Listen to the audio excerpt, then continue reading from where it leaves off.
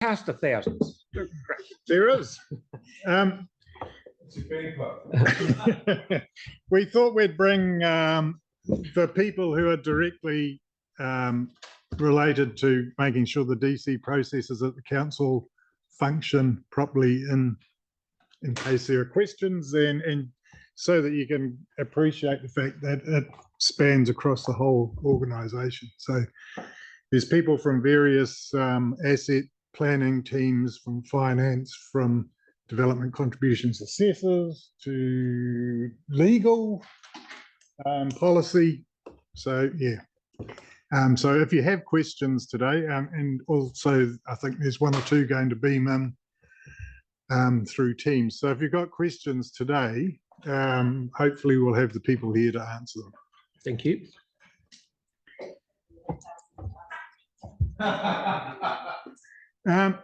I've been asked also to sort of go over some basics of DCs. I'm aware that there's been a number of questions come up in the LTP workshops. So hopefully that will give you a little bit of a background on what we can and can't do with DCs, and give you an opportunity to ask some of those questions. I've also added a couple of documents to the Big Tin Can. One is a basics on DCs that the DIA produced, which is a pretty useful overview. And the other is some responses to specific questions raised by councillors in the workshops that hopefully you'll find useful, but and feel free to ask questions about those today as well. So the purpose of the briefing today, as I said, is to recap on what DCs are and what we can use them for, but primarily to provide you with an introduction to the review of the policy. We'll be coming back in February, at the end of February, with a more detailed analysis of the proposals in terms of policy amendments. But today we'll just raise those issues, and you can get a feel for sort of things that we're looking at. It's an opportunity for you to raise key policy issues for the policy review. So if we've missed anything that you want covered, you can raise that today. And for you to indicate some preferred direction on matters if there are things that come up where you have a particular view. And we'll also outline the work program and timeline for the policy review process. So development contributions are simply a way for the council to fairly recover the cost of providing infrastructure to service growth, and to recover those costs from those who primarily benefit from the provision of that infrastructure. So it's developers and property owners. We can only use DCs to fund growth infrastructure. So there are four key cost drivers for councils' CapEx investment. One is renewal, so assets at the end of their life are intended to be rate funded. There's still a small component of debt funding associated with that. Backlog, which is to get services up to the agreed level of service. So if we need to improve assets to deliver what we say we will, those are funded from rates, often loan funded initially. Where we want to increase the level of service, again, rates funded, and then growth, which we look to fund all of the costs to service growth from DCs. So growth can be an entirely new asset or a component of a renewal or backlog asset. So it's relatively unusual that there'd be a project where there's only one of those cost drivers behind the investment. There's usually renewal or backlog, plus we'll provide for growth while we're doing that project. So just to give you, I guess, a flavour of where the DCs fit, above the line there, the red dotted line is our planning processes. So we will soon have a Greater Christchurch spatial plan Christchurch district plan, we do outline development plans. And then below the dotted line is delivery to give effect to those plans. So asset management plans, activity plans, LTP. Then at the bottom there are the 4 ways in which we fund our growth assets. So one is development contributions. Another is vested assets from developers, where we require them to provide assets as a condition of consent, particularly with respect to subdivisions. Another is waka kotahi subsidies, and the other is rates. There is, we try to minimize the input of rates, but inevitably there will be situations where rate funding is required. So how that looks in a typical greenfield development, that yellow shaded area is the intended development. So everything, all infrastructure within that yellow area will be funded by the developer as a condition of consent. And then the infrastructure to link that development with the wider infrastructure networks. So there's a dark blue line, a light blue line, and a brown line there. They're funded from development contributions. So everything within the footprint is by the developer as a condition of consent. Everything outside of the footprint, and then there may be upsizing of pipes required kilometres away, for example, to service a whole lot of growth. So it's not just the stuff that's adjacent to the development site.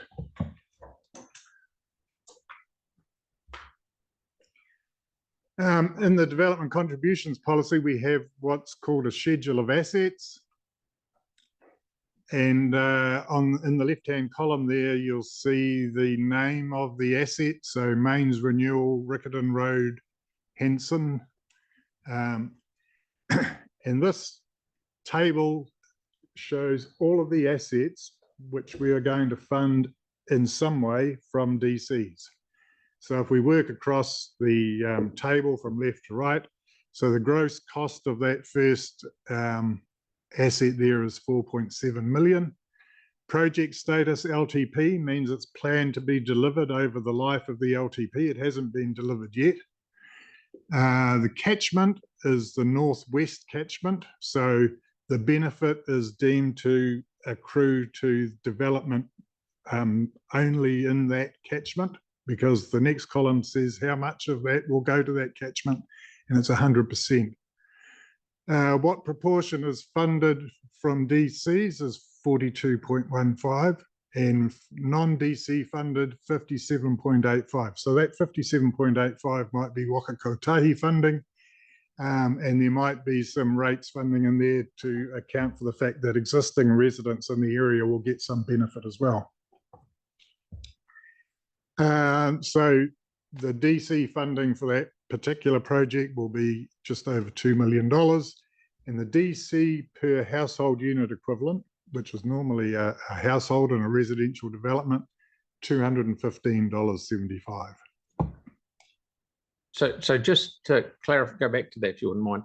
So just to clarify, if you chopped your section off and put a house on the back or something, a separate title, yep, in that area, $215, just that part of it, yep, goes to your DCs. The DCs may well be 30 grand, but yep, 215 of that, yep, is will go directly to that Mains Renewal Riccarton Road Henson project, okay, whatever that may be.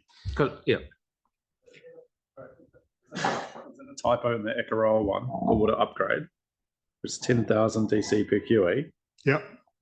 But it's only 5% funded by DCs. Yeah, the thing with Ekaroa is that the growth forecast is so small. So you look at the total DC funding there, 640,000. And then the DC per Huey, 10,500. So we're forecasting over the next 30 years, there'll be roughly another, 65 household unit equivalents developed in Akaroa. So you've got a combination of things. You've got a very, very expensive water system per connection, and you've got a very low forecast growth rate. And so if you're going to fund the entire growth component from DCs, that's what you end up with. Is there a just for clarification, is there a kind of column that shows you the predicted growth across the properties? That's done in our growth modelling, and Amy from our growth modelling team might be able to tell you whether that is visible anywhere or not, or whether that just goes into the SPM program. But we could produce it by activity and by catchment. So Yanni, if you think, and correct me if I'm wrong, Given, that's for the water upgrade. For the sewer upgrade, it's 80 mil. Yep. So extrapolate that out and add that on. I know for the fact that DCs in Akaroa have gone from 19 grand to 72 grand a lot. Yeah. Because it adds all that. So people are not going to do sections over there because it's going to cost too much. But the ones that are already there don't have to pay for it, do they? No, they pay for it. No, they don't actually, because all of us pay for it through our rates. Okay, thank you. That's cool. So then in the DC policy, we aggregate those costs by activity and by catchment to show what a new development in each catchment will pay by activity. So a development in the Littleton Harbour, for example, for neighbourhood parks will pay $1,544 for DCs, and then if you work down, you could find the other catchments that is in. So everything district wide would have to be paid. So that's $2,000 for water supply, $5,500 for wastewater, etc. So that adds up to the total DC for a new development in those areas. So that's a bit of an overview of what DCs are, how we charge them, and so on. So are there any questions on that so far? Jake, please. What's the how is central city and inner city defined? Different areas, but it depends on the activity. For most activities, though, for some, we have a central city catchment that is within the 4 AVs. and then inner city would be what the inner Kind of suburbs. a bit of a ring around that. Yeah, Addington. Yeah. Riccarton, probably. Yeah. Not all activities use catchments in that way, but certainly I think water and wastewater do, and parks has central city, and then medium density, which is the medium density area around the central city, plus the other parts of the city that are zoned for medium density. Okay, Mark, please.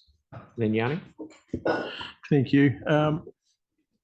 Interested to, I guess, figure out how the DC spend actually works in regards to if you've got large growth in, say, the southwest of Christchurch. Yeah. And do you then see a large DC investment into that area as it's growing? Well, it depends on the council's investment in assets and whether those assets are servicing entirely that area or the wider city.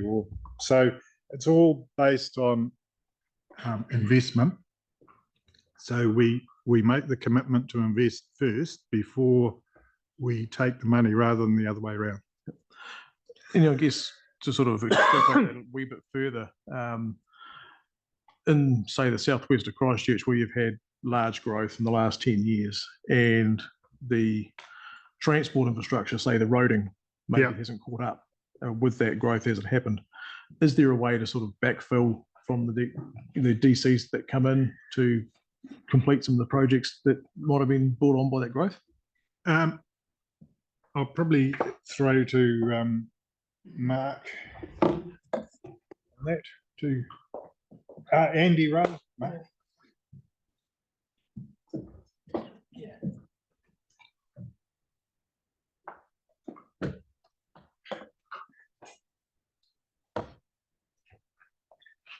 So can you repeat the question again, please? Yeah, just thinking about southwest of Christchurch has had huge growth in the last decade, and the transport infrastructure sort of in and around that area may not have been invested in to keep up with the growth. I mean, a particular example would be a signalised intersection that was needed before that growth happened and then never got done and is still awaiting. Is there a way to backfill or move some of the DCs across to it? If I may, when the projects are included in the LTP, they are considered to be included in the development contributions policy. So it might be that a project comes up in this time round and we're doing the project now, but some of that can be attributed to growth, then we would be able to include that. Over time, it would become backlog though, so it's about how we define that. Sorry. Yanni? Thank you. Thanks for providing the question and answer stuff as well. I don't know if now's the right time to raise the concern, I guess, is we're stuck in this chicken and egg thing. We don't have a project in the LTP. We can't charge DCs. We can't get a project on the LTP because we don't have the budget to do it. So in areas where we're seeing like intensification, where we're seeing a huge loss of green space, particularly on private property, right? So not just the public space, but the trees all getting chopped down, more demand on existing infrastructure. How do we get projects on budget to be funded, right? So like, and the example I'll give is Rutherford Street, where we've had probably about, I'm guessing about 50 to 100 new apartments, maybe 50 to 75 new townhouses going in. And there's a whole bunch of issues with parking and new people coming in, but there's no growth project attached to dealing with the new people. So I guess when I read the question and A response, it still feels like we're still at the start of coming up with something to address it, but I don't know what that mechanism is or when we give direction around what we'd like to see. That's quite a complex question, although it probably doesn't seem so when you're on the pointy end of it. So we're driven largely by levels of service. So, and the issue with parks, for example, is that the level of service that's used for parks is that there is a park of, and I might not get this exactly right, but at least 4 hectares, 3 hectares or 4 hectares? No, 4,000 square meters within 500 meters. And the majority of the infill areas meet that level of service, so there hasn't been a requirement to increase the investment in green space per se. But there is some work going on at the moment to look at whether that level of service on its own is sufficient to provide appropriate green space in some of these more intensively developed areas. And I think you'll see that coming through in the next sort of few months or year or so. Can we fast track that? Because this is like something that's been raised for like at least 5 to 6 years. No, I can't answer that. The parks people haven't been able to come today. Right. But they are the ones that will be able to. So it seems like the gap is that our levels of service are based on a geographic thing rather than a population thing, which means when we get growth, we don't have the ability to charge DCs. Yes and no. You got to be careful though, because if you develop a level of service based on population, you'll end up needing masses and masses and masses of green space that you probably don't really need.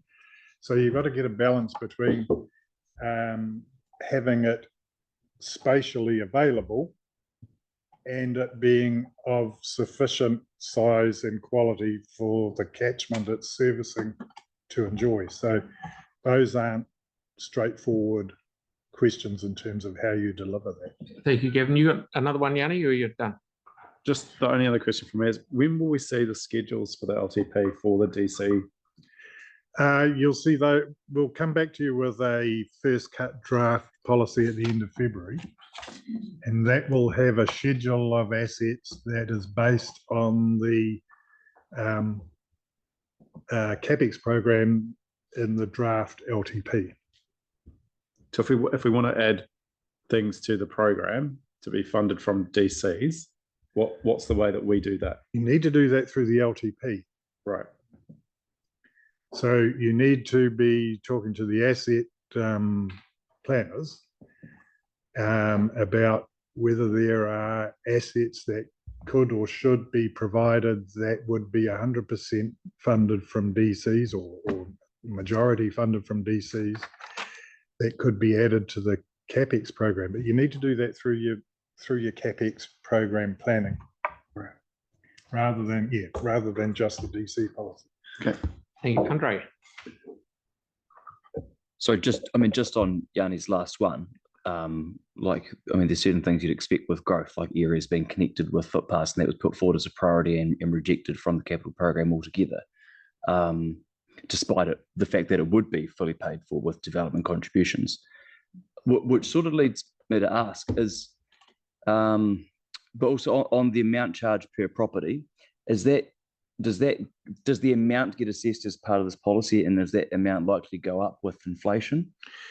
The amount, it depends entirely on the investment the council is making in assets to service growth.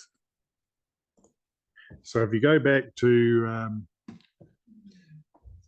this, we've got pages and pages and pages of these projects. These are the projects that the council is investing in to service growth. That's the secret to it.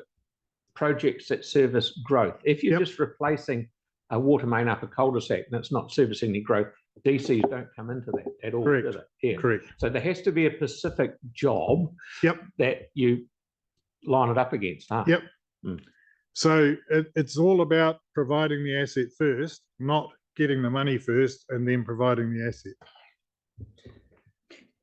So I guess what I'm asking, so for example, in Hallsville, 34 grand a property, is that likely to increase? I don't know until we run the numbers with the new CapEx program.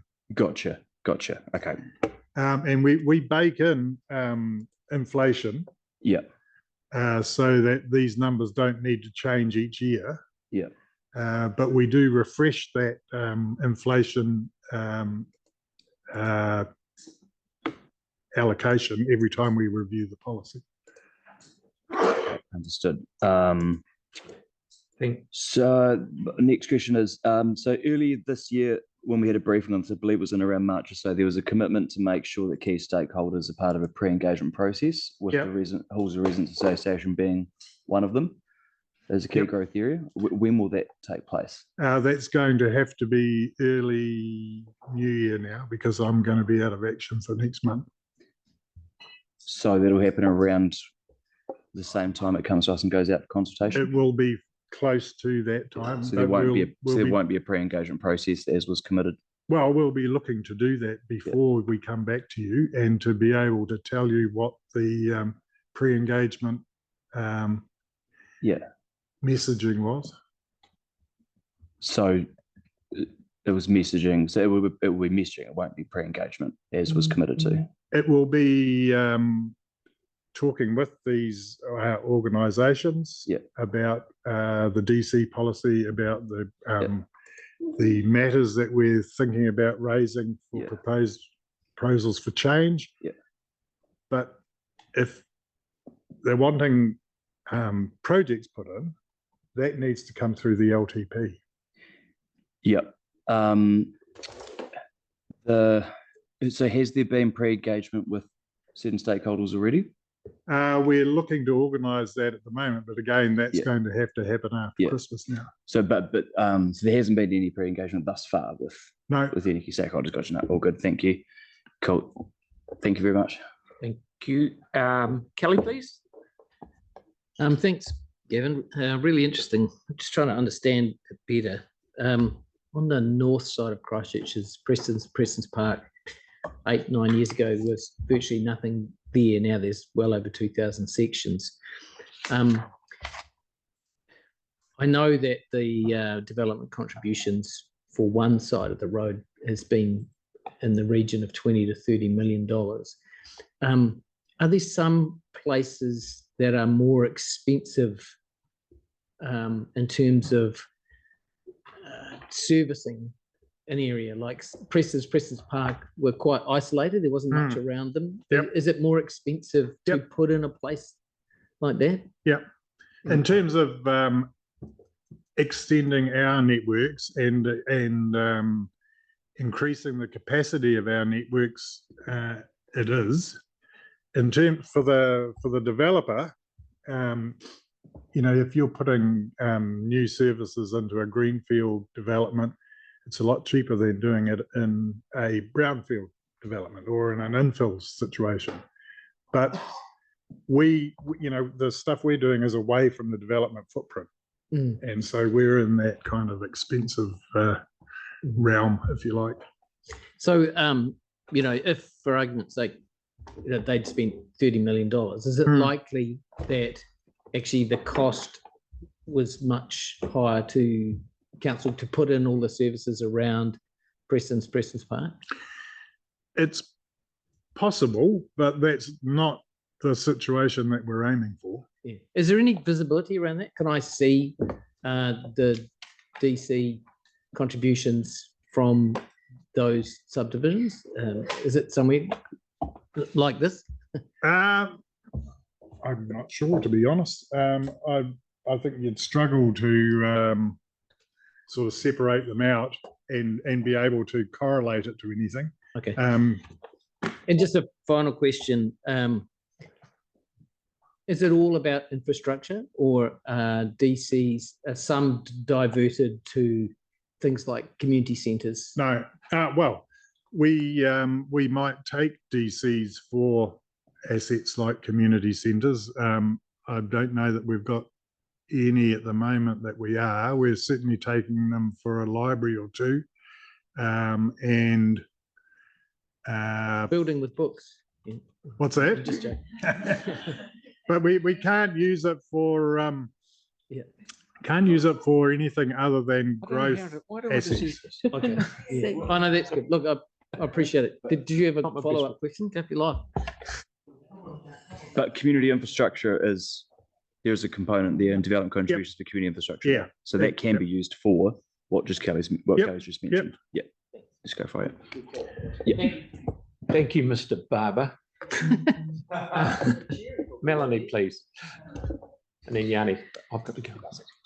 I was going to mention about neighbourhood parks again, but sort of two bits. When we're renewing playground equipment, just renewals, it's not covered by DCs, is it? Because it's not growth. Is it right? Correct. If we, because my question sort of with that was where we've not got enough money in the parks budget for renewing playground equipment, and I was just wondering if the reduction in the neighbourhood park amount that whenever we made that decision a few years back, is contributing to that at all or not? Can I just correct a point that was made? No, development contributions can be used for some of those things. So for those playground renewals and halls of the other week, some parts of that were funded through development contributions. So therefore the answer is yes, a reduction in neighbourhood park. So development contribution collection could be resulting in a reduction to playgrounds. No, because the DCs we take for neighbourhood parks pays for the parks, we fund the playgrounds from community facilities. And if they're budgeted in the LTP and there's a growth component, we will be taking money for DCs for those playgrounds. Okay, so that's from community facilities. The other question is there a way of using DCs to fund, like, I know street renewals is in there, but like adding trees and things that people keep asking for, especially in the high intensity. Yeah, we'd like to look at whether we can do that and how to do that. I know we're looking at taking financial contributions to plant trees as an offset. But it's in the development, not on the public realm, isn't it? Well, the financial contributions are to plant trees in the public realm in lieu of them being on the private property. Okay, yeah. I know there's a little way to go with that yet. And we need to keep doing some work in the background on whether we can use DCs as well as or instead of to try and get that, the sort of outcome that we're looking for. Okay, we've got two. No, we haven't. We've got three, have we? Right. Okay. We've actually, Mary and Lynn and I, we're going to separate meetings, but we've all got to go. I've got time for one more. It's very quick. Just when we get some information back. No, it's a secret meeting. It's a separate meeting. It's a secret meeting, not anymore. Okay, you'll laugh longer than my question, but just can we get some information back on how we could charge DCs for industrial and also the concept of having a regional DC rate to pay for our regional infrastructure? I think Gavin's hit the nail on the head when he said it's for growth. And if you give something in your head that if it's something that's a bigger pipe that's needed for miles away for some sections over there that need growth because it's the capacity of the sewer pipe or the stormwater pipe, that's the secret to the. And we do take DCs for industrial development or non-residential. And we're now taking DCs for parks and community facilities from those developments as well. Thank you. Sorry, Aaron, can you put yours through to the OCE, please? Okay. Thanks, one. Okay.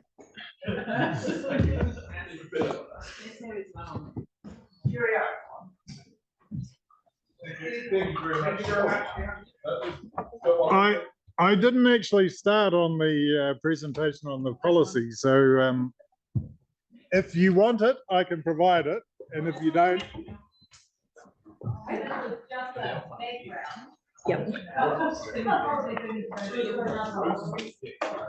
I could run through these, or you can have a look at them and you can think about them. Right. As Lynn said, yesterday we looked at DCs in general. Today, we've just got some things that we want to raise with you with respect to the review of the policy itself. And that review will happen in parallel with the development of LTP, but will run slightly behind it. And running slightly behind it just enables us to be able to use the latest CapEx program that you agree to in the LTP for the calculations for the DC charges. So the current policy was adopted in 2021. We're required under the Local Government Act to review it at least every 3 years. The review must include consultation on a draft policy, so that's section 82, regular consultation rather than a special consultation process. And as I said, we look to do that in parallel with the LTP.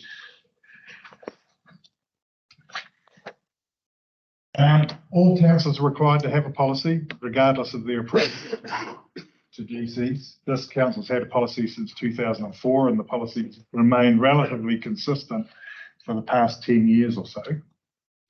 The policy provides a basis for allocating the costs of growth and how DCs will be used to recover those costs.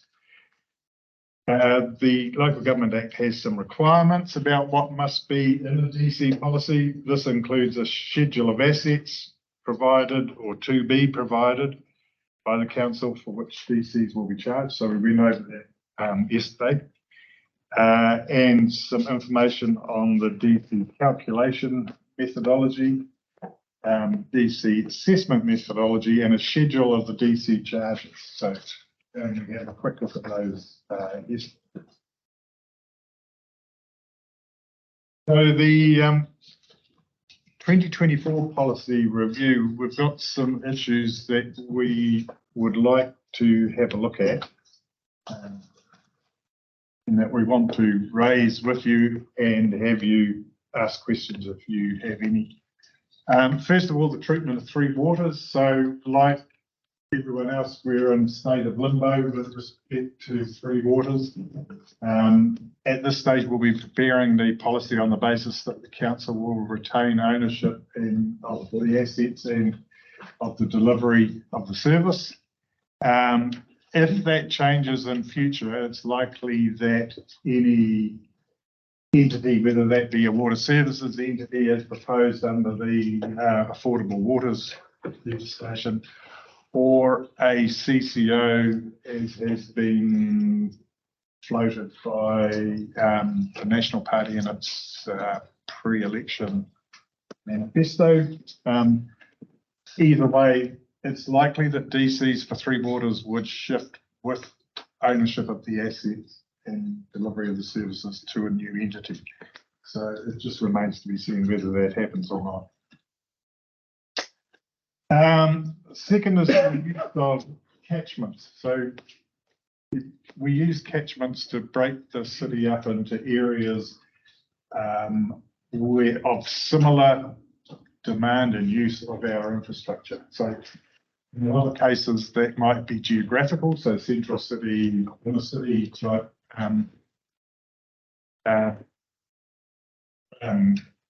catchments, or it might be land use, so greenfield development catchments versus infill development, etc.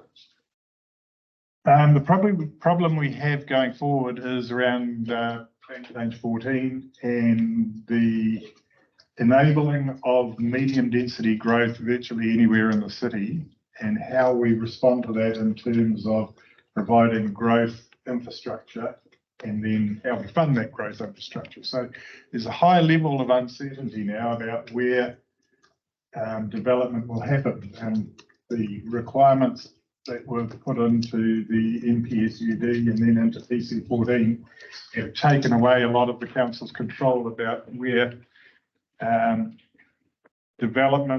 future development happens or is focused. So we're proposing looking at using larger catchments to increase our flexibility in terms of our ability to respond to where growth actually happens. That may change a little bit with respect to any changes to Plan Change 14 that result from changes to legislation. So at this stage, it's kind of a watch and see, but our initial proposal is to move to larger catchments to make that more manageable. Third one is financial contributions. So Plan Change 14 included a proposal for the council to require financial contributions as an offset against the impact of reducing tree canopy cover. And this is just a housekeeping thing whereby the Local Government Act requires the DC policy to include any reference to any financial contribution it's proposing to take. So we will include some reference to that. DC remissions. The policy currently includes a provision in the for developers to apply to the council for a remission of development contributions on the basis their development is unique and compelling, for unique and compelling circumstances. This resulted, for example, in a couple of remissions being granted by the council earlier this year. We believe that the council, as far as DCs is concerned, is wearing a hat as a provider of infrastructure. And it needs to be quite clear that that's what your focus is. And we would be keen to remove the remissions provision from the policy. What that does at the moment is it's the equivalent of having a contract with the builder that says you don't have to pay if you can come up with a good reason not to. And I'm just not convinced that providing remissions of DCs as in a way that is effectively a grant to organisations is a positive thing for the council. I wasn't going to say anything. Can you just give us an example? I know just that example. Is there an example in town, a living example? Well, for example, you gave a remission to the Princess Society. In Braintree. In Braintree, side by side. Yeah. At the time, we didn't know and weren't able to tell you that the Cancer Society had actually received $6 million from the government already funding. Plus, the Braintree had already received a grant from the council, which we were able to refer to. And there was never the intention that the unique and compelling circumstances provision policy would be used for effectively seeking grant funding for the council. So you want to knock that on the head? Yeah, other councils don't have a similar position, and it's just causing some confusion and DCs for community facilities. Council can take development contributions for community facilities. The legislation provides some examples, such as playgrounds and public crickets and other public amenities. We want to look at whether the council can and should be taking DCs for techno and for any OPP and for other resource recovery assets such as transfer stations, for example, if there were new ones, or extension of existing ones. At the moment, we don't. There's a bit of a mixture in terms of what councils do around the country. There's not many that take DCs for resource recovery assets, but there are some. But there are some that take DCs for some pretty out there things like golf courses and one or two other things that were surprising to us when we had a good look at what they're doing. So there are some assets that we'd like to consider adding to the schedule of assets and funding a portion of those from development contributions. The life of existing demand credits is something that we were asked to raise again through this review that we raised in the last review. At the moment, the council has the council's policy has a 10-year limit on the life of existing demand credits. And that's considered, I guess, a balance between allowing redevelopment on a site within a reasonable amount of time, but not compelling the council to reserving infrastructure capacity forever and a day. So, we need to be able to use our infrastructure efficiently. Our recommendation remains that the council keeps that at 10 years. That's at the longer end of what other councils are doing, although there are some councils who have an open-ended life of credits. We are aware that there are developers who have taken issue with the 10-year life of the credits and would like the life of the credits extended. Nobody has come up to us yet and been able to provide us with what a reasonable length of life would be. So we can only assume that they're looking for indefinite life. And again, we don't believe the council can manage its infrastructure efficiently on that basis. We need to use capacity in our network as we see fit. Small residential unit adjustment. The policy at the moment makes an adjustment for residential development with a gross floor area less than 100 square metres. And that adjustment is in line with the gross floor area. So, for example, an 80 square metre gross floor area would mean that you pay it 80% of a full DC. In the last 3 years, there's been a huge increase in the increase in the number of in the proportion of houses that are smaller. And so you're getting a lot of 3-bedroom homes now that are sort of around that 100 square metre floor area, 2 bedrooms, even smaller. We'd like to take a look at how to better apply the small residential unit adjustment so that council's not, I guess, being overly generous with how it adjusts based on floor size. And another way we could look at that is to do it by bedrooms, but that has difficulties in itself in terms of what is a bedroom and what is a study and what is a media room. Living rooms. 18 toilets. So we're looking at options to come up with something that remains fair to developers, but is equally fair to the council. And parks and infill development areas, we're continuing to look at how we can better provide for that. This is primarily an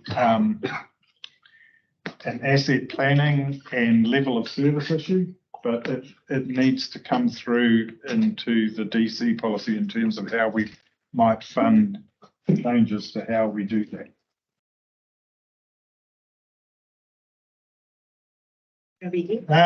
So that's all we want to give you at the moment. We'll be coming back in February with more detailed analysis, particularly on those issues that we want to look at in terms of change for the policy. Happy to hear if there are other issues that councillors want information on and more work done on. I've got 2 questions so far. I've got Mark first, then me. Good. Really interested to hear your thoughts around the in PC14 high density changes. I'm not so much thinking about the medium density because that's a more generalised problem, but areas that have got high density being proposed from like Hornmears and Brickerton, other areas that are going to obviously going to need more upgrade. Is that going to be handled with that satisfactory? Well, in the past, the council was more in control of how those areas evolved. So through zone changes, and then could plan for asset upgrades and DCs. And we're less able to control that now. So that's why we think coming to the bigger attachment configuration will give us more flexibility in terms of being able to respond. Yeah, could be one of the classified I'm hearing already is my favourite road, Amy's Road. We were already seeing blockages because of medium density that's going on there now. Yeah. And we're going to put high density on there. It's going to be a schmozzle if we get got it covered in the DC policy to cope with it.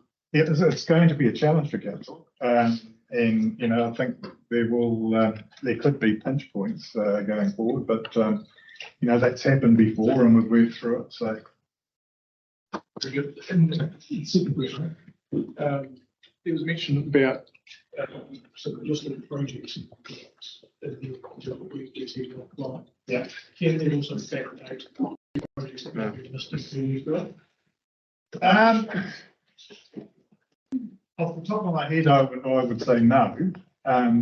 But you know, we should have a look at every situation. Or I guess could you cover a general coverage of, say, transport projects that will pick up some of those ones that have been missed historically? Yeah, well, we can take DCs for assets that we've provided in the past that we're currently providing or that we plan to provide.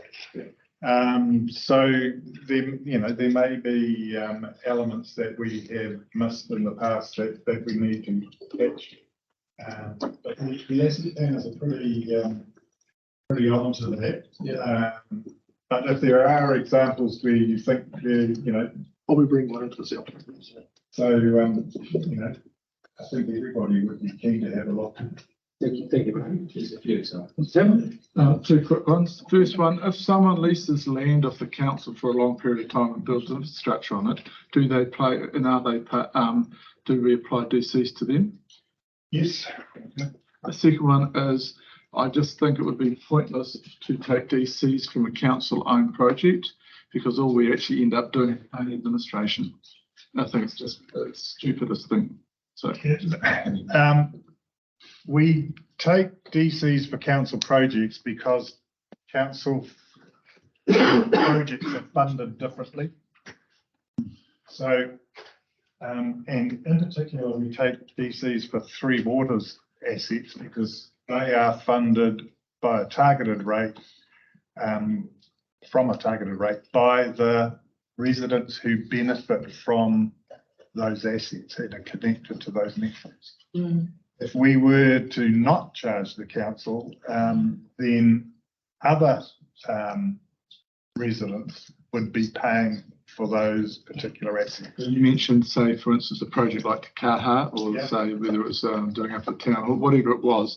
I think that's kind of a difference to the Three Waters. I mean, although they'll have drainage and sewage, etc. Yeah, Te Kaha, well, the upgrade of the town hall didn't pay any DC because that was simply like for like. Te Kaha has been assessed for DCs. The assessment is pretty modest. It's like $50,000 or something.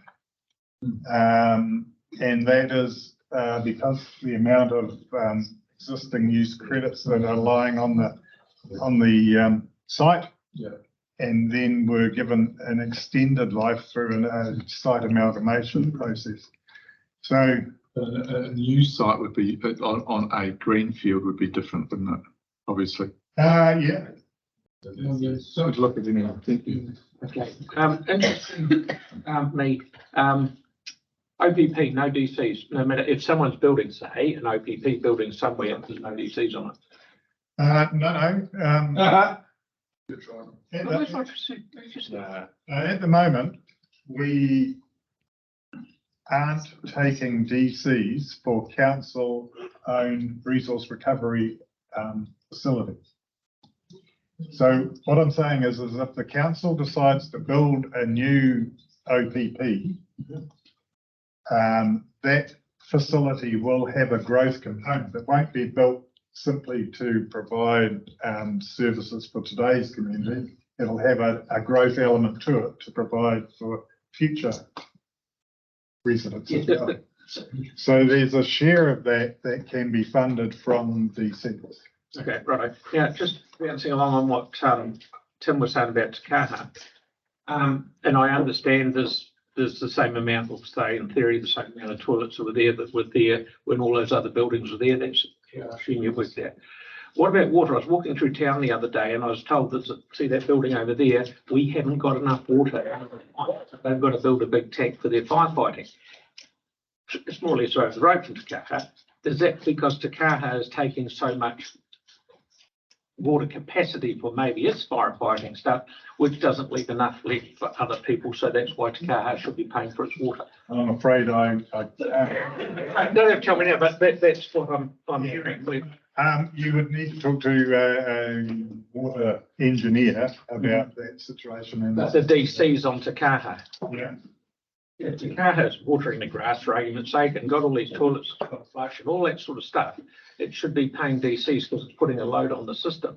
If we haven't got enough water for someone else to do it. It will pay DCs for the demand on our infrastructure over and above what the demand was prior. So it's got existing use credits.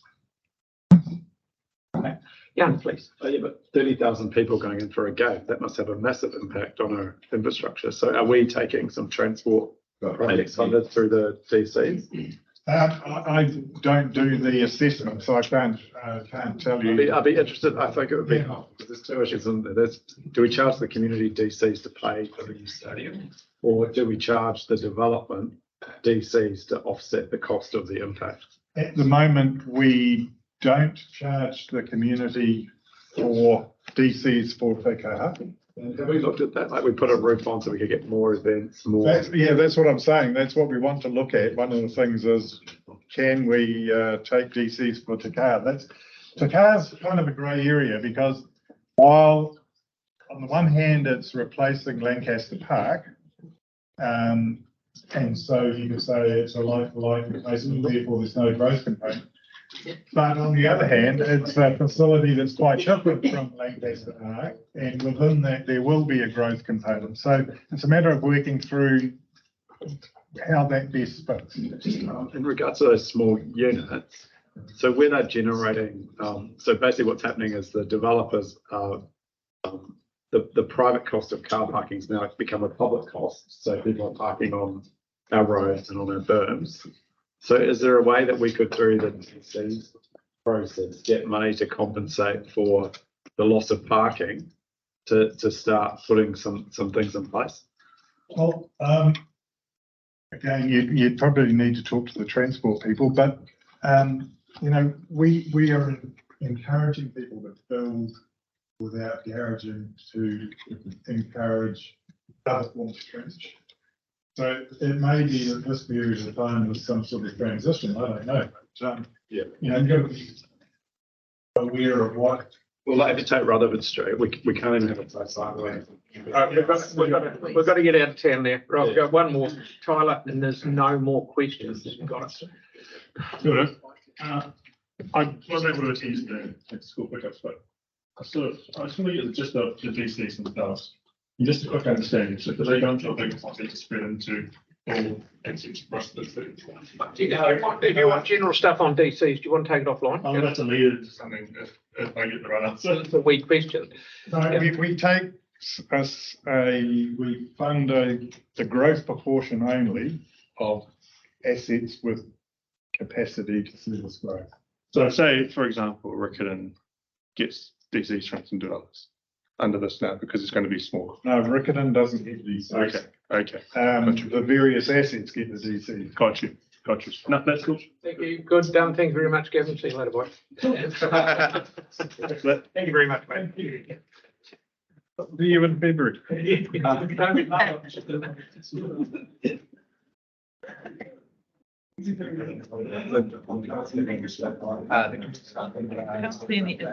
There's no chocolate. What do you mean? Yeah.